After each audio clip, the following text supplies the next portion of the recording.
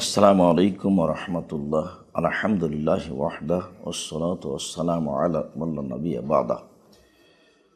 সম্মানিত দর্শক মণ্ডলী, দিনী মুসলিম ভাই বোন, আপনারা নিয়মিত উপভোগ করছেন আমাদের দার্সে কোরআন। অনলাইন আল ইতেশাম টিভিতে আমরা ইসলামের বিভিন্ন বিষয় সম্পর্কে আপনাদের সামনে পেশ করছি। সাথে সাথে আমরা আপনাদের সামনে নিয়মিত দার্সে কোরআন পেশ করব বলে আশাবাদী মর্মে আপনাদেরকে অনুরোধ জানাচ্ছি। আপনারা কোরআন মাজিদের ব্যাখ্যা বিশ্লেষণ তাফসির জানার জন্য উপভোগ করুন দার্সে কোরআন।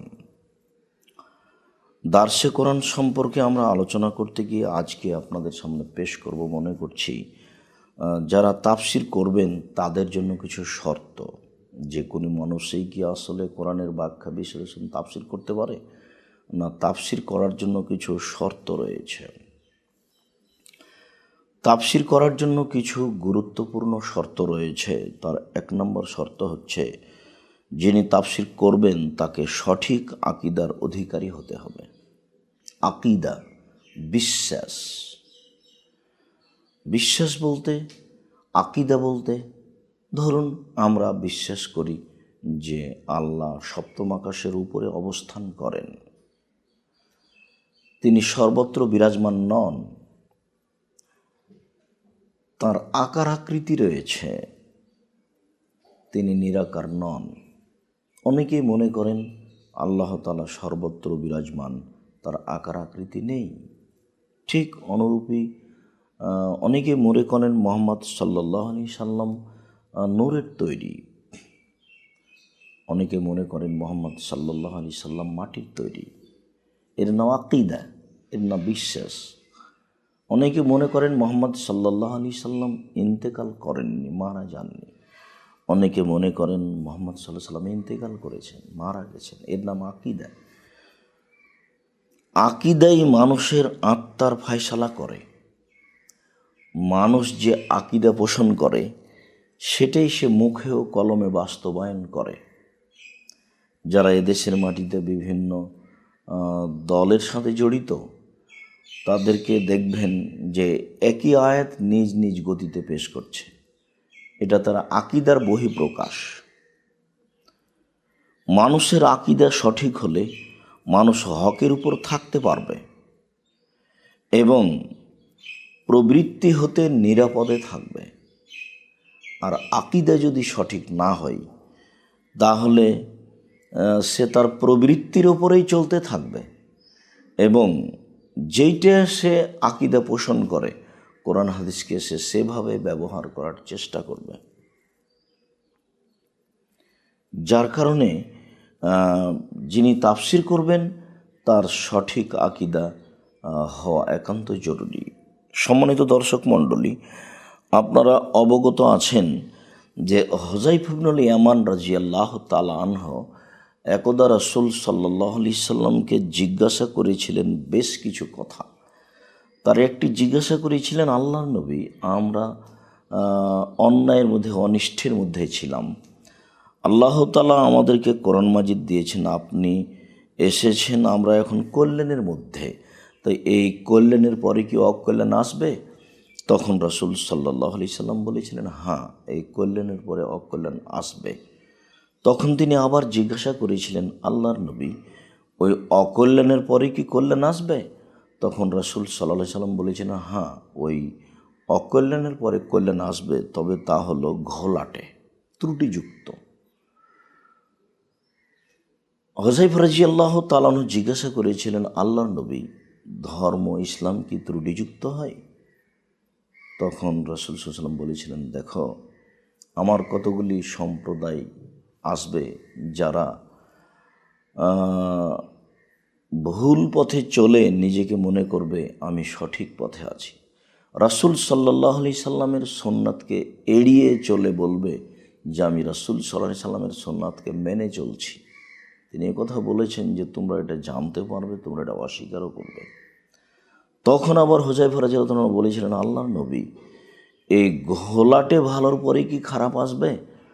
তখন রাসূল সাল্লাল্লাহু আলাইহি ওয়াসাল্লাম বলেছিলেন, হ্যাঁ, এই ঘোলাটে ভালোর পরেও খারাপ আসবে। তা হলো যারা দ্বীন প্রচার করছেন বা যারা সমাজের দায়িত্ব পালন করছেন, তারা নিজেরাই থাকবেন জাহান্নামের দরজায়। যারা তাদের ডাকে সাড়া দিবে তারা তাদেরকে জাহান্নামে প্রবেশ করিয়ে দেবে। এই পর্যন্ত বলতেই হুযায়ফা রাদিয়াল্লাহু তাআলা আনহু বললেন, আল্লাহর নবী, এটা কেমন হলো? এটা আমাদেরকে বুঝিয়ে বলেন। তখন আল্লাহ রাসূল বলেছিলেন, হুম মিন জিলদাতিনা ইয়াতাকাল্লামুনা বিআলসিনাতিনা, তারা হবে আমার চামড়ার, সবাই হবে মুসলিম, আর আমার ভাষাতেই কথা বলবে। আমার ভাষাতেই কথা বলবে মানে প্রত্যেকটা মানুষের আকীদা যা, প্রত্যেকটা মানুষের মনের পরিকল্পনা যা, সে অনুপাতে সে কোরআন হাদিসকে ব্যবহার করবে। তিনি এ কথাই বললেন যে যারা দ্বীন প্রচার করছে তারা জাহান্নামের দরজায় থাকবে। তখন হুযায়ফা রাদিয়াল্লাহু তাআলা বলেন, এটা কেমন কথা? আল্লাহ রাসূল উত্তরে বললেন, হুম মিন জিলদাতিনা ইয়াতাকাল্লামুনা বিআলসিনাতিনা, তারা হবে সব মুসলিম, তারা আমার ভাষাতেই কথা বলবে, নিজ স্বার্থে কথা বলবে, নিজ আকীদার উপরে কথা বলবে, আত্মা যেভাবে, প্রবৃত্তি যেভাবে বলছে সেভাবেই কথা বলবে। যার কারণে জরুরি প্রত্যেকটা মুফাসসিরের জন্য সঠিক আকীদার হওয়া, কোরআন এবং সহিহ হাদিসের প্রতি আমল করা, কোনো মাযহাব বা কোনো মতাদর্শে অবলম্বন না করা, বা কোনো ব্যক্তি বা কোনো বড় আলেম বা কোনো পীর ফকিরের নিকটে নত হয়ে তার নীতি অনুযায়ী কোরআন হাদিস না বোঝা। তাফসির করার জন্য আমরা সময় সাপেক্ষে বলবো, মানুষকে তাফসির করতে হবে কোরআন মাজিদের আয়াত দিয়ে, মানুষকে তাফসির করতে হবে সঠিক হাদিস দিয়ে, সহিহ হাদিস দিয়ে, মানুষকে তাফসির করতে হবে সাহাবী তাবেঈ যেভাবে তাফসির করেছেন, তাদের পক্ষ থেকে যেভাবে প্রমাণ আছে সেভাবে। তাহলে বুঝতে পারবে যে আমি সঠিক আকীদার উপরে আছি। এবং যারা তাফসির পাঠ করবেন, দার্সে কোরআন উপভোগ করবেন, তারা বুঝতে পারবেন যে হ্যাঁ, ইনি সঠিক আকীদার উপরে আছে। সম্মানিত দর্শক মণ্ডলী, তাফসির করার জন্য 1 নম্বর জরুরি হচ্ছে আকীদা সঠিক হতে হবে। তাহলে আপনারা তাদের কাছে সঠিক তাফসির পাবেন। আর মনে করবেন যে ইনি কোরআনে তাফসির করার ব্যাপারে নিরাপদ আছেন, আপনারাও তখন শোনার ব্যাপারেও নিরাপদ থাকবেন। মুফাসসিরের জন্য দ্বিতীয় শর্ত, মুফাসসিরকে প্রবৃত্তির অনুসরণ হতে মুক্ত হতে হবে। কারণ প্রবৃত্তি মানুষকে অন্ধ বধির করে। প্রবৃত্তি যখন থেকে যায়, কোনো দলীয় প্রবৃত্তি হতে পারে, কোনো ব্যক্তির ভালোবাসা হতে পারে, আকীদার কোনো ভালোবাসা হতে পারে, তখন সে সঠিক তাফসির করতে পারবে না। কাজেই যিনি তাফসির করবেন তাকে প্রবৃত্তির অনুসরণ হতে মুক্ত হতে হবে। তিনি মনে করবেন যে আমি কারো প্রতি বা কোনো মাযহাবের প্রতি বা কোনো দলের প্রতি অন্ধ নই। তাফসির করার ব্যাপারে আমি কোরআন এবং সহিহ হাদিসের প্রতি নির্ভর করি। সম্মানিত দর্শক মণ্ডলী, দ্বীনি মুসলিম ভাই বোন, মুফাসসিরের 2 নম্বর জরুরি শর্ত হচ্ছে তাকে প্রবৃত্তির অনুসরণ হতে পূর্ণ মুক্ত থাকতে হবে। তাহলে উনি সঠিক তাফসির করতে পারবেন, আর আমরাও সঠিক তাফসির তার নিকট থেকে শুনতে পাব। তৃতীয় শর্ত, আরবি ভাষা ও তার শাখা প্রশাখা সম্পর্কে পূর্ণ জ্ঞান থাকতে হবে। মুজাহিদ রাদিয়াল্লাহু তাআলা আনহু তো বলেন, আরবি ভাষা সম্পর্কে যথাযথ জ্ঞান না থাকলে একজন মুমিনের জন্য তাফসির করা আদৌ জায়েজ নয়। যদি আরবি ভাষার উপরে তার পূর্ণ জ্ঞান না থাকে, তাহলে একজন মুফাসসিরের জন্য উচিত নয় যে তিনি তাফসির করবেন। হাসান বসরি রাদিয়াল্লাহু তাআলা আনহুকে একদা জিজ্ঞেস করা হয়েছিল, একজন ব্যক্তি আরবি ভাষা শিখতে চায়, সুন্দর উচ্চারণ করতে চায় এবং বুঝতে চায়, তার জন্য করণীয় কি? তিনি বলেন, একজন মানুষ ইলমে মানি, ইলমে বায়ান ও ইলমে বাদি ছাড়া আরবি ভাষা সঠিকভাবে শিখতে বুঝতে পারবে না। আল্লামা সৈয়দী রহমাহুল্লাহ বলেন, এ তিনটি বিদ্যার নাম ইলমে বালাগাত। তাফসির করার জন্য এ তিনটি হচ্ছে মূল ভিত্তি। এসব বিদ্যা ছাড়া তাফসির করার কোনো বিকল্প পথ নেই। আরবি জ্ঞান না থাকলে একটা শব্দ কী অর্থ দিতে পারে, একটা আরবি বাক্য কী সারমর্ম দিতে পারে, এ ব্যাপারে তার পূর্ণ জ্ঞান না থাকলে সে তাফসির করতে পারে না। যার কারণেই তাওজিহুল কোরআন এই তাফসির লেখার প্রয়োজন আমি মনে করেছিলাম।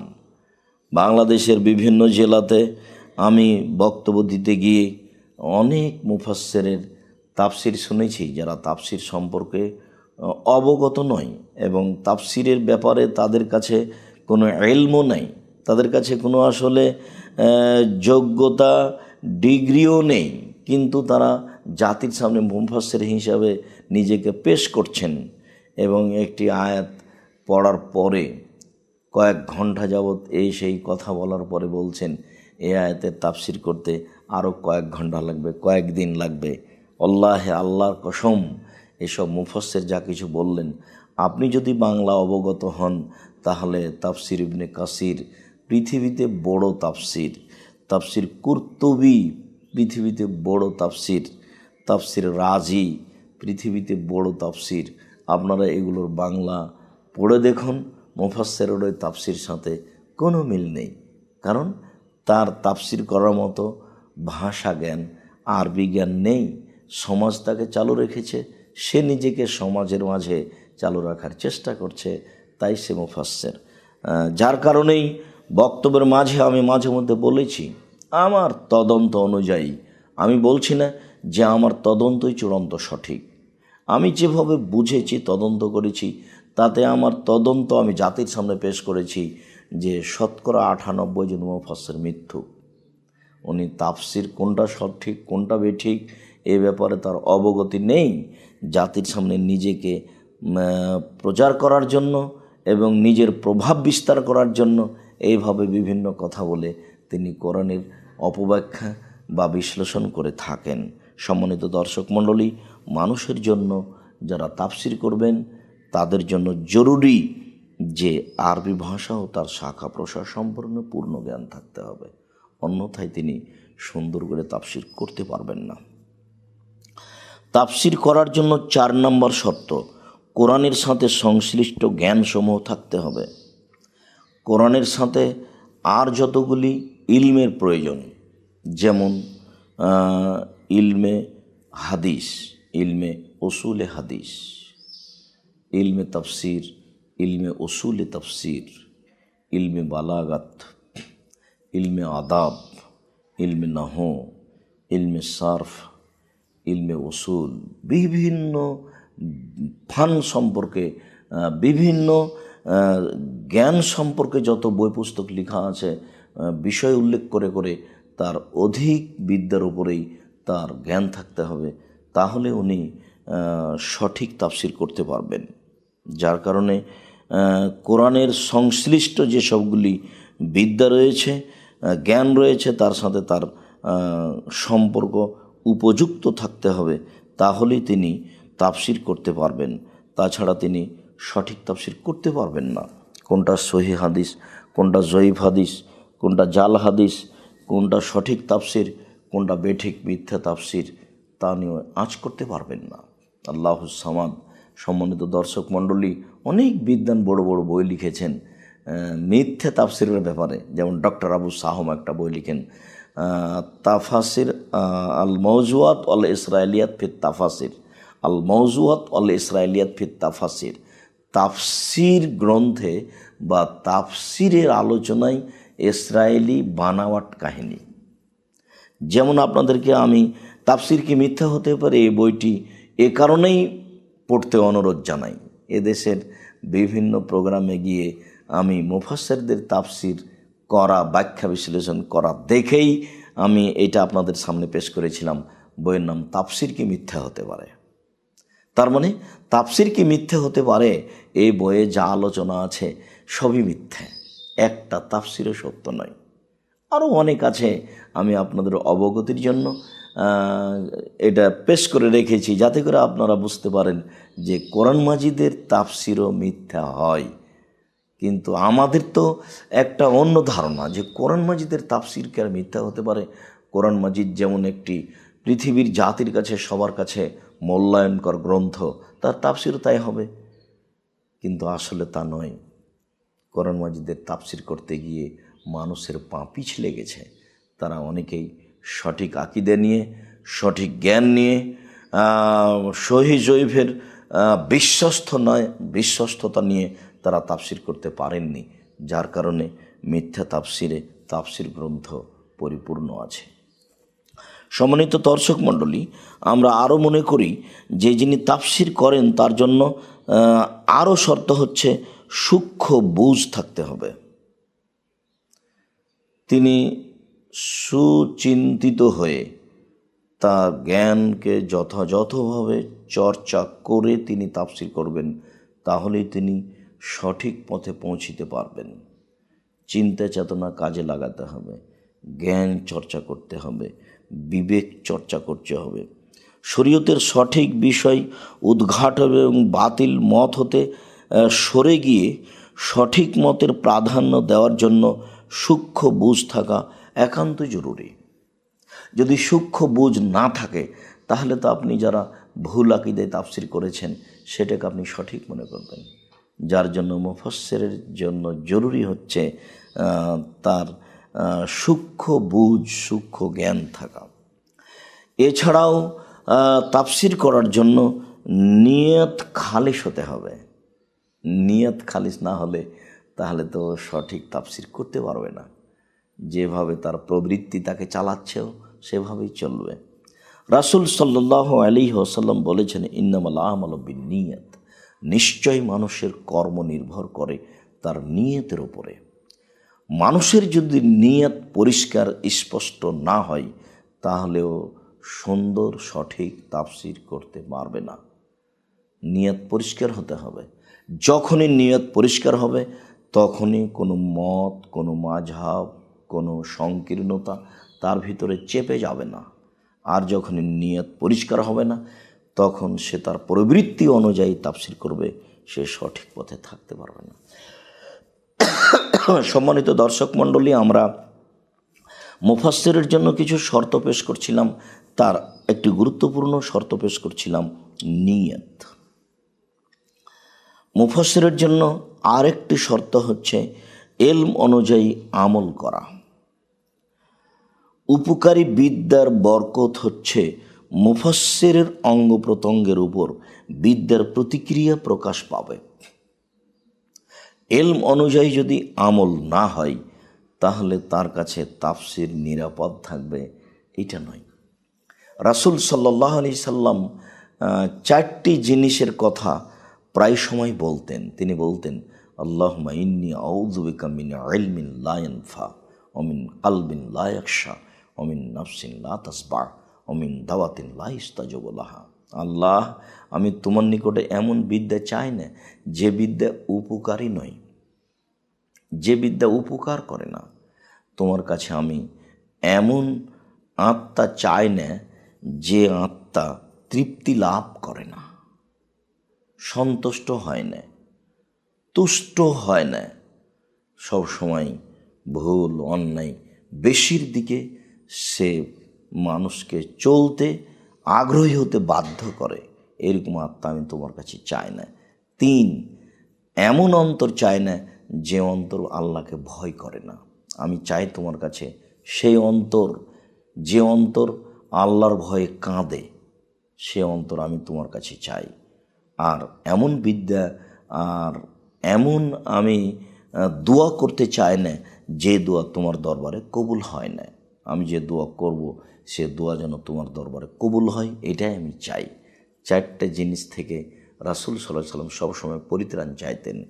আমি এমন বিদ্যা চাই না যে বিদ্যা উপকারী নয়। আমি এমন আত্মা চাই না যে আত্মা অল্পতে তুষ্ট হয় না, খুশি হয় না, সন্তুষ্ট হয় না। আমি এমন অন্তর চাই না যে অন্তর আল্লাহর ভয়ে কাঁদে না।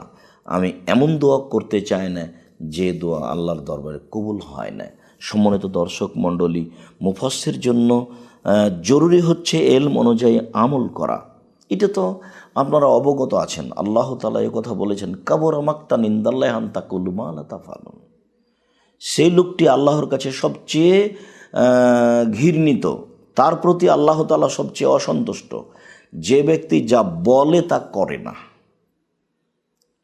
আর এ ব্যাপারে আপনারা তো আরও অবগত আছেন যে রাসূল সাল্লাল্লাহু আলাইহি সাল্লাম নিজে বলছেন যে আমাকে একবার মেরাজে উপরে নিয়ে যাওয়া হচ্ছিল, দেখি কতগুলি লোক তাদের জিহ্বাকে আগুনের কেঁচি দিয়ে কেটে দেওয়া হচ্ছে। তখন আমি জিবরাইলকে বললাম, জিবরাইল মান হাউলাই, এরা কারা যাদের জিহ্বাকে আগুনের কেঁচি দিয়ে কেটে দেওয়া হচ্ছে? তখন জিবরাইল আলাইহিস সালাম বললেন, হাওলা এ খতবা উম্মাতিক, এরা আপনার উম্মতের বক্তা, যারা দিন প্রচার করত, কিন্তু যে অনুপাতে প্রচার করত সেই অনুপাতে আমল করত না, যার কারণে তাদের এই জিহ্বাকে এভাবে কেটে নেওয়া হচ্ছে। তারা বিবেচনা করে কথা বলতো না। সম্মানিত দর্শক মণ্ডলী, বিষয়টি অতীব স্পর্শকাতর যে যারা তাফসির করবে, যারা দিন প্রচার করবে, তারা সে অনুযায়ী আমল করবেন না। রাসূল সাল্লাল্লাহু আলাইহি সাল্লাম এইটা খুব কঠিনভাবে দেখেছেন। আমি তো মনে করি যারা দিন প্রচার করেন তারা যদি সে অনুপাতে আমল না করেন তাহলে তারাই সবচেয়ে আল্লাহর কাছে নিকৃষ্ট ঘৃণিত বান্দা, এবং আল্লাহ তার উপরে সবচেয়ে বেশি অসন্তুষ্ট। বুখারীর এক অনেক বড় লম্বা হাদিসে এক জায়গাতে এসেছে যে রাসূল সাল্লাল্লাহু আলাইহি সাল্লাম দেখলেন একজন মানুষ চিত হয়ে শুয়ে আছে এবং একজন মানুষ তার মাথার ওপরে পাথর দিয়ে মেরে তার মাথাকে ভেঙে চৌচির করে দিচ্ছেন। রাসূল সাল্লাল্লাহু আলাইহি সাল্লাম একদা জিজ্ঞাসা করলেন জিবরাইলকে, জিবরাইল একে এমন কেন, তার মাথাকে ভেঙে চৌচির করে দেওয়া হচ্ছে কেন পাথর দিয়ে? তখন জিবরাইল আলাইহিস সালাম বলেছিলেন, এ একজন আলেম যে এলম অনুযায়ী আমল করেনি, রাতে উঠে আল্লাহর কাছে কান্নাকাটি ইবাদত বান্দেগি করেনি, যার কারণে তার এই অবস্থা। বুখারী মুসলিমের আরও একটি হাদিস আছে, আমরা সময় সাপেক্ষে আপনাদের সামনে বিস্তারিত বলেছি। রাসূল সাল্লাল্লাহু আলাইহি সাল্লাম বলেছেন যে এলম অনুযায়ী আমল করবে না তাকে জাহান্নামে নিক্ষেপ করা হবে, তার নাড়ি ভুঁড়িটা বের হয়ে ঝুলতে থাকবে, সে এইভাবে নাড়ি ভুঁড়ি নিয়ে জাহান্নামে ঘুরতে থাকবে যেমনভাবে গরুর পায়ে ধান মাড়ানোর সময় গরু ধানের উপরে, ধান গাছের উপরে ঘুরতে থাকে। যারা জাহান্নামী তারা সেখানে জমা হয়ে বলবে, মালা কী খবর তোমার, তুমি তো আমাদের ভালো কাজ করতে, তোমার কোনো এই অবস্থা?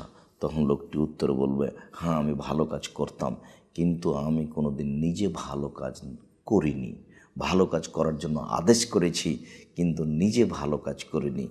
সম্মানিত দর্শক মণ্ডলী, তার এই কারণে তাকে জাহান্নামে দেওয়া হয়েছে। কত অপমানজনক অবস্থা, যার কারণে এলম অনুযায়ী আমল হওয়া জরুরি, অন্যথায় সে সফলতা অর্জন করতে পারবে না, না ইহকালে না পরকালে। মুফাসসিরের জন্য একান্ত জরুরি তার আমল অনুযায়ী, তার এলম অনুযায়ী তার আমল হতে হবে। আরও মুফাসসিরের জন্য আমরা শর্ত পেশ করতে চাই, আত্মমর্যাদা সম্পন্ন হতে হবে।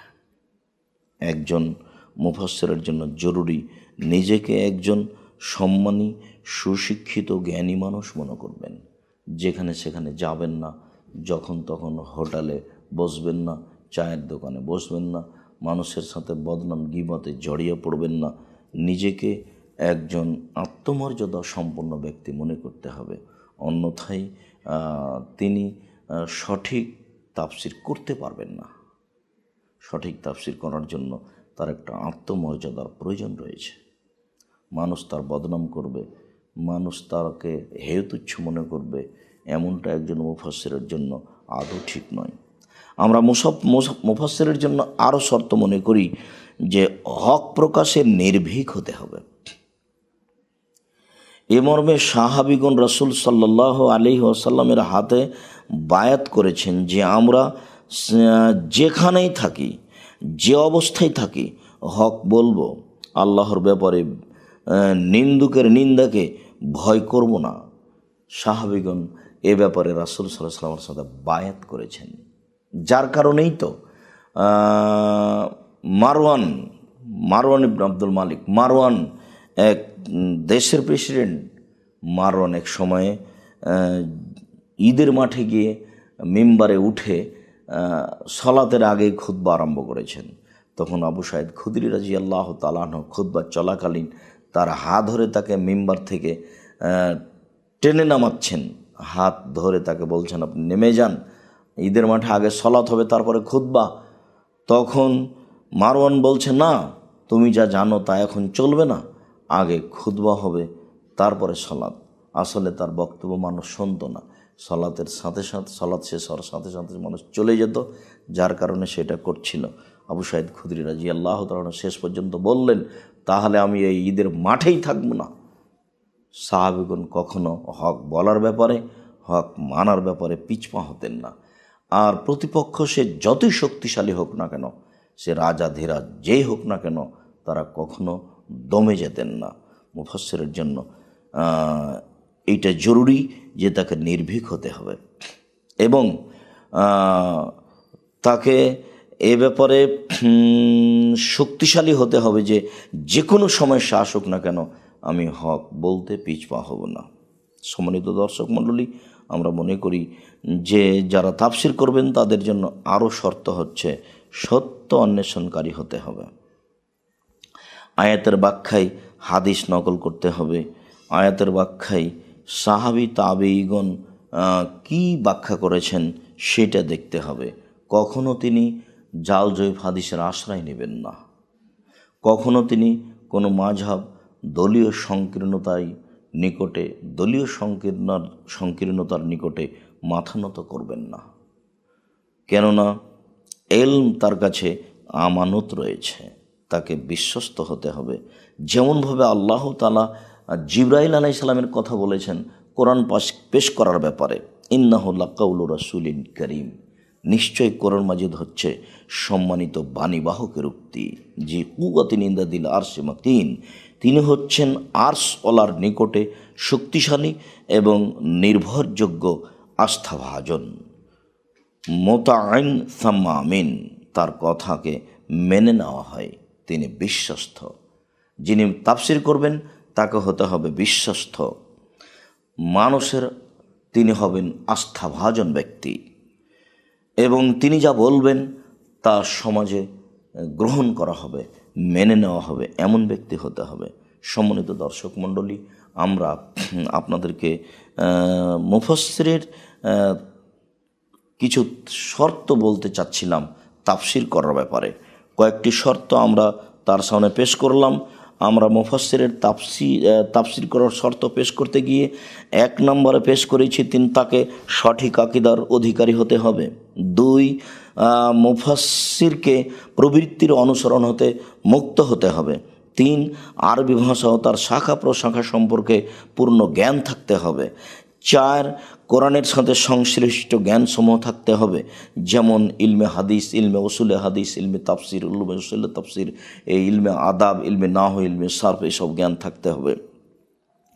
5, মুফাসসিরের সূক্ষ্ম বুঝ থাকতে হবে, নইলে উনি ভুল আকীদা এবং সঠিক আকীদার পার্থক্য তারতম্য করে উনি তাফসির করতে পারবেন না। 6, নিয়ত খালিস হতে হবে, যদি নিয়ত খালিস না হয় তাহলে নির্দ্বিধায় সে প্রবৃত্তির অনুসরণ করে তাফসির করবেন। 7, ইলম অনুযায়ী আমল হতে হবে, ইলম অনুযায়ী যদি আমল না হয় তাহলে উনি সঠিক তাফসির করতে পারবেন না, তার ইহকালও হবে ক্ষতিপূর্ণ, তার পরকালও হবে ক্ষতিগ্রস্ত। 8, একজন মুফাসসিরের জন্য শর্ত আত্মমর্যাদা সম্পন্ন হতে হবে, তাকে নিজেকে একজন সম্মানী মানুষ মনে করতে হবে। তিনি যখন তখন যা তা বলতে পাবেন না, তিনি যখন তখন এখানে সেখানে যেতে পাবেন না। 9, হক প্রকাশে নির্ভীক হতে হবে, যেমন সাহাবীগণ নবীর সাথে বায়াত করেছিলেন হক প্রকাশে নির্ভীক হওয়ার জন্য। 10, সত্য অন্বেষণকারী হতে হবে, আয়াতের ব্যাখ্যা কোরআন দিয়ে করতে হবে, সহিহ হাদিস দিয়ে করতে হবে, সাহাবী তাবির বলা কথা দিয়ে করার চেষ্টা করতে হবে। এইসব শর্তগুলি একজন মুফাসসিরের জন্য জরুরি। আরও আমরা সময় সাপেক্ষে মুফাসসির সম্পর্কে নিয়মকানুন বলবো। সম্মানিত দর্শক মণ্ডলী, আমরা দার্সে কোরআনে আজকে মুফাসসিরের কিছু শর্ত পেশ করছিলাম, যা আপনাদের অবগত হয় একান্ত জরুরি। আমরা আপনাদের আবারও সুখবর শোনাচ্ছি। আপনারা অনলাইন আল ইতেশাম টিভি উপভোগ করুন। আপনারা নিয়মিত দার্সে কোরআন শোনার জন্য চোখ রাখুন আল ইতেশাম টিভি। সম্মানিত দর্শক মণ্ডলী, আপনাদের অবগতিতে আছে সুসংবাদ। আল ইতেশাম পত্রিকা, যাতে 50টি প্রশ্নের উত্তর রয়েছে, পৃথিবীর সকল বাঙালি দিনী ভাই বোনকে আমরা আল ইতেশাম পত্রিকা পড়ার জন্য অনুরোধ জানাচ্ছি। জামিয়া সালাফিয়ার জন্য আন্তরিকভাবে দোয়া করার জন্য, বাইতুল হামদে দানের হাত প্রশস্ত করার জন্য অনুরোধ জানিয়ে সকলের কল্যাণ কামনা করে আজকের দার্সে কোরআন এখানে শেষ করছি। সুবহানাক আল্লাহুম্মা ওয়া বিহামদিকা আশহাদু আল্লা ইলাহা ইল্লা আনতা আস্তাগফিরুকা ওয়া আতুবু ইলাইক। আসসালামু আলাইকুম।